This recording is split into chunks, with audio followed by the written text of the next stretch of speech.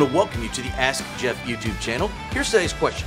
Can you explain the different sources of biblical manuscripts, Textus Receptus, Alexandria, etc.? Which ones are more reliable and why? Well, this is kind of one of those questions where we're going to kind of get in the weeds today. It's kind of in a discipline known as textual criticism. You and I are privileged today, at least here in the United States and the Western world, we have the Bible and we have it in English. However, we know the original Old Testament was in Hebrew and a little bit of Aramaic in the book of Daniel. And in the New Testament, we have what we know as Koine or common everyday Greek.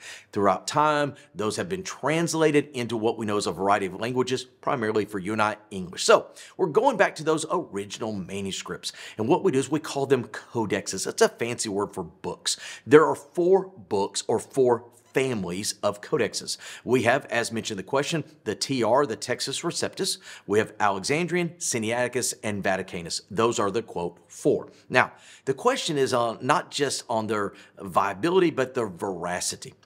The thing you need to understand is the Textus Receptus, okay, which is where the modern day, what we know as King James, and even at some level, the New King James Version derives from, was originated and found in Antioch. Why is that important? Because according to Acts chapter 11, verse 26, that's where we were first called Christians. And later on in the book of Acts, that's where all the apostles and disciples would go for theological training. It was an epicenter for biblical truth and what we might know as the first manuscripts of the Bible.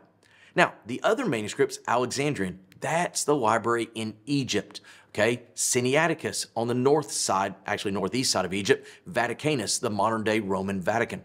All 3 of those manuscripts come from places of, shall I say, suspect origin that are not known for biblical orthodoxy. And so in a very kind of high level view, I side with what we know as the Textus Receptus as being the quote-unquote manuscript, not only of those first believers, but the epicenter of the apostolic faith. Great question. If you have one, send it to AskJeff.net. Maybe your question will be tomorrow's.